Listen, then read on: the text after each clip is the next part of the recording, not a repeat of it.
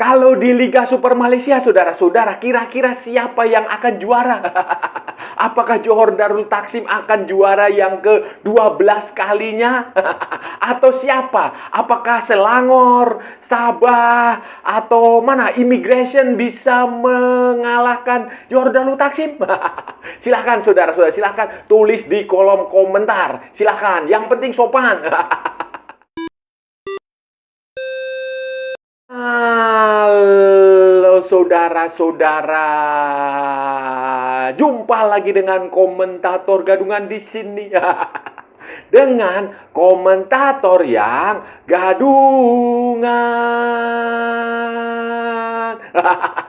Seperti biasa, saudara-saudara, seperti biasa. Kalau kita sudah bertemu, pasti akan ada yang kita bicarakan. Akan ada yang kita perbincangkan. Kita ulas, kita analisis, kita cakap, kita bacotin, kita gibahin, kita cangkeman tentang sepak bola di seputaran Asia Tenggara. Di negara-negara tetangga, negara-negara sahabat, negara-negara jiran, negara-negara serumpun Indonesia, Malaysia, Thailand, Vietnam, Laos, Myanmar, Kamboja, Filipina, Brunei, Singapura, Timor Leste, Australia, Wakanda, Konoha, negara api, negara angin, negara air, negara dongeng, dan sekitarnya. Semua akan kita bicarakan secara fair, secara jujur, secara adil, tanpa muatan politik, tanpa kebencian, tanpa provokasi, hanya berdasarkan fakta dan bukan klaim semata, saudara-saudara. Tidak ada hoax, tidak ada hoax, tidak ada hoax, tidak ada hoax, dan tidak lebay. Baik yang sudah lama sekali maupun yang terkini. Bebas, saudara-saudara, bebas, bebas, bebas. Yang penting, sopan.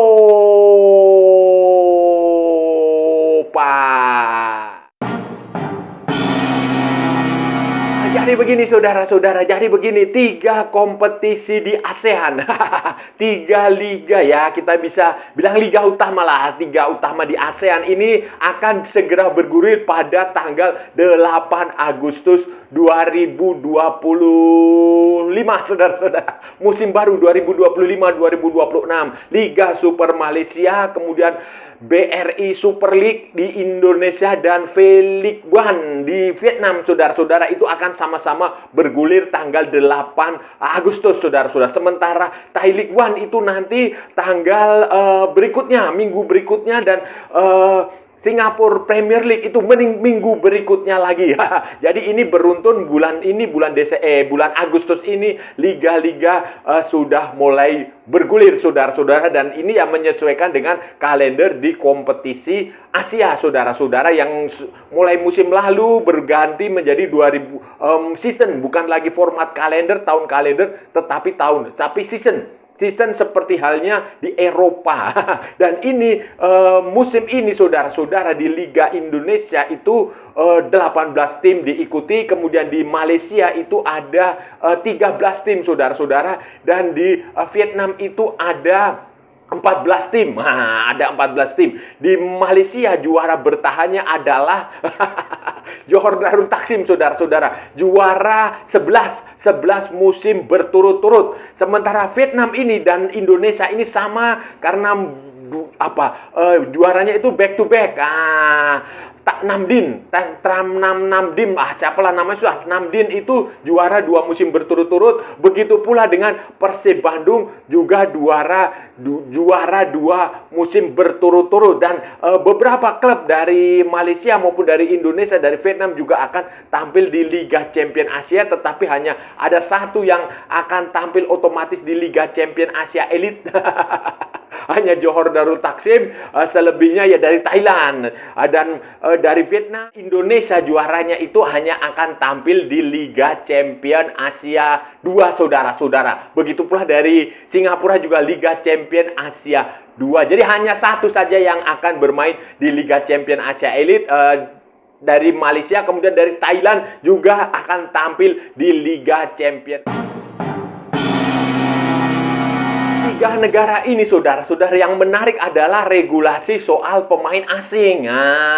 Vietnam ini, saudara-saudara, saya salut kepada Vietnam karena dia konsisten dengan pemain-pemain lokal dia. Jadi Vietnam itu, saudara-saudara, itu hanya mengizinkan 4 pemain asing. Hanya mengizinkan 4 pemain asing, saudara-saudara. Hanya mengizinkan 4 pemain asing, dengan 3 diantaranya boleh bermain. Antara tim yang bermain di kompetisi Asia itu boleh memiliki sampai 7 pemain asing, saudara-saudara. Walaupun 7 itu ya tetap 3 yang boleh main. boleh main di Liga Vietnam. Sementara Malaysia dan Indonesia itu regulasinya mirip. Mereka Indonesia itu boleh memiliki 11 pemain. Kalau Malaysia juga pokoknya banyak pemain diizinkan 11 pemain. Pokoknya banyak pemain. Tetapi yang boleh diizinkan, diperbolehkan untuk bermain itu hanya 7 saudara-saudara. Karena itu tak heran klub seperti Johor Darul Taksim menggunakan pemain-pemain yang diberi paspor Malaysia. Pemain-pemain warisan mereka itu, pemain-pemain keturunan mereka itu yang sebelumnya main di luar negeri, beberapa dibawa pulang untuk membela Johor Darul Taksim supaya kuotanya, saudara-saudara, kuotanya pemain asing mereka tidak hilang, saudara-saudara. Dan peraturan pemain asing yang banyak ini memang berdasarkan dari regulasi dari AFC. AFC sekarang sudah tidak lagi membatasi jumlah pemain asing. Itu bebas, mereka bebas di kompetisi Asia itu mereka bebas, berapapun pemain asing yang dimiliki itu boleh dimainkan semuanya. Tetapi untuk pembatasan itu terserah kepada liga masing-masing, kepada liga dan kepada klub. Walaupun di Indonesia, di Malaysia bisa 7 pemain yang diizinkan tampil, itu terserah klubnya juga. Kalau klubnya merasa cuma dia hanya butuh 3 pemain sudah cukup, ya itu terserah. Nah, tetapi itu regulasinya seperti itu menyesuaikan dengan regulasi di Asia, kompetisi antar klub Asia secara. Yang paling menarik bagi saya justru ada di Malaysia, saudara-saudara, di Liga Super Malaysia. Yang membuat saya penasaran adalah siapa klub yang bisa mengalahkan Johor Darul Taksim. Kalau di Vietnam, di Indonesia itu persaingannya relatif lebih merata, saudara-saudara. Tidak ada tim yang gapnya terlalu jauh, tidak ada, ya rata-rata lah. Persaingan setiap minggunya itu ketat. Di Vietnam itu ketat sekali, sudah Hanoi Police, Hanoi Chong An, Hanoi, kemudian Chong An Ho Chi Minh. Ada itu, Chong An itu polisi, saudara-saudara, polisi Hanoi, polisi Ho Chi Minh, kemudian BKMX Ho Chi Minh City, kemudian Haiphong. Nah, itu relatif persaingannya relatif tidak terlalu jauh, relatif sama kayak di Indonesia, Persib, Persija, Persebaya, Dewa United, Arema, PSM, kemudian mana lagi? PSBS Biak, Bari itu udah degradasi ya, PSS Sleman degradasi. Borneo, macam-macam itu relatif lebih merata sehingga persaingannya ya ketat lah, saudara. Tetapi di Malaysia itu memang harus diakui gapnya, jarak antara Johor Darul Taksim dengan tim-tim yang ada di bawahnya itu, tim-tim Malaysia lain, 12 tim Liga Super Malaysia lain itu sangat jauh, baik dari segi kualitas maupun dari segi finansial. Beberapa klub di Malaysia itu mencoba menyaingi mencoba mengikuti jejak Johor Darul Taksim, tetapi finansial mereka tidak kuat. Akibatnya ya beberapa klub terpaksa ya tidak bisa melanjutkan kompetisi, mundur, seperti ya misalnya Seri Pahang, saudara-saudara. Itu juga Kelantan, itu bahkan Kelantan ganti nama lagi. Kayak di Indonesia aja ya, ada klub gonta-ganti nama. Indonesia juga gonta-ganti nama tuh, saudara, sama-sama.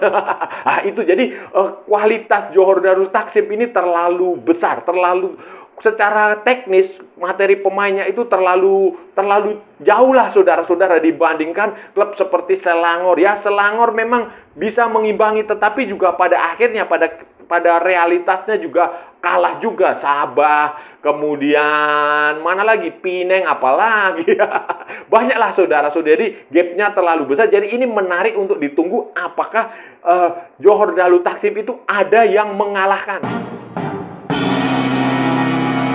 Kita lihat skuad, saudara-saudara. Kita lihat skuadnya Johor ini, JDT ini ya. Mereka di bursa transfer, di transfer window 2025 ini, di awal musim 2025-2026 ini ya, mendatangkan beberapa pemain yang untuk level Malaysia, mungkin Asia Tenggara, level Asia ya pemain-pemain bagus lah, saudara-saudara.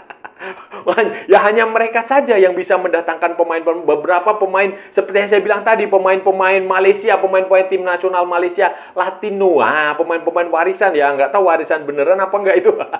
Keturunan beneran apa nggak itu, tapi faktanya mereka sudah disahkan FIFA ya. Mereka tadinya mereka beberapa merumput di luar negeri, sekarang kembali ke Malaysia untuk membela Johor Darul Takzim. Misalnya seperti si John Irazabal, kemudian Hector Hevel, kemudian si Joao Figueiredo, Nacho Mendes.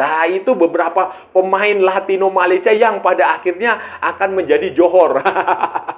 Akan kembali ke Malaysia membela Johor setelah mendapatkan paspor Malaysia. Kemudian pemain-pemain seperti banyaklah mereka. Endrick juga kembali kayaknya ya. Apakah dia akan dipinjamkan lagi atau tidak, kita lihat saja. Kemudian Musa Sidibe juga kembali. Kemudian ada banyaklah saudara-saudara, banyak pemain bagus secara kualitas yang berhasil didatangkan di total, saudara-saudara, ditambah dengan pemain dari Asia, kota Asia dan kota ASEAN, saudara-saudara. Mereka punya 14 pemain asing, saudara-saudara. Aduh, banyak juga.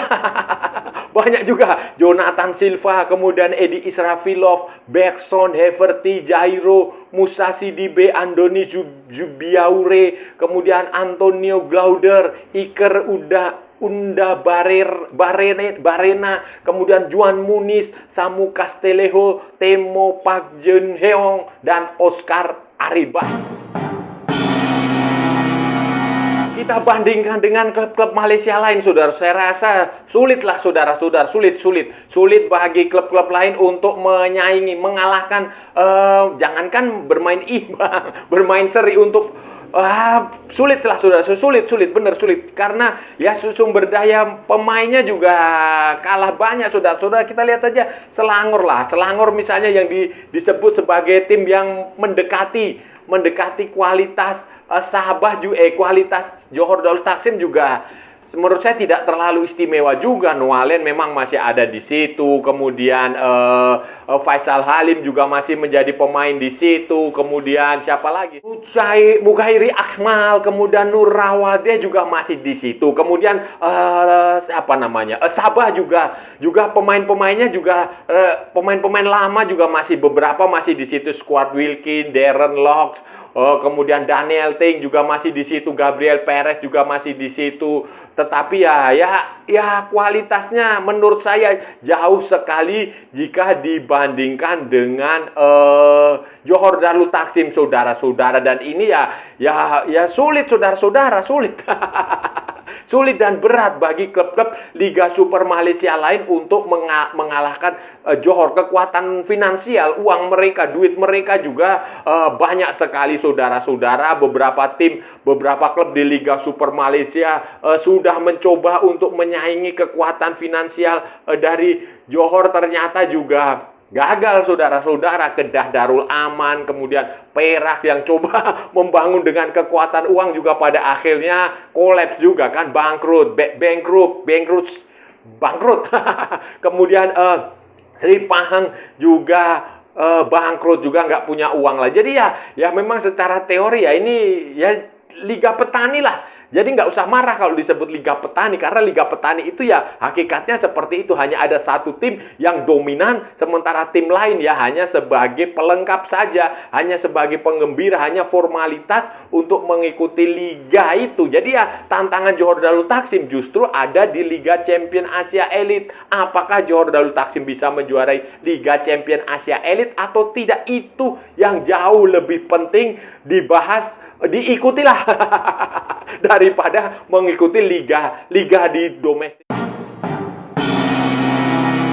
Mana dengan di Liga Super League Indonesia, BRI Super League ya, dan V-League One, saudara-saudara, di Vietnam. Kalau menurut saya, ramalan saya, prediksi saya itu tidak akan berbeda, tidak akan seperti Liga Super Malaysia. Persaingan di kedua liga ini akan jauh lebih ketat, saudara-saudara. Akan jauh lebih ketat. Walaupun Persib juara back to back, begitu pula Namdin apa kan? Itu juga Namdin ya, saudara. Itu juara juga back to back, saudara-saudara. Itu saya rasa persaingan pasti akan ketat karena di Vietnam sana itu klub seperti Hanoi Police, Chong'an Hanoi, kemudian Hanoi FC, kemudian Haiphong, kemudian Bindin, Hwaan Gyalai itu juga cukup merata lah secara kualitas, merata, kualitas pemain asing juga merata, pemain lokal juga merata, sama seperti di Indonesia. Kualitas pemain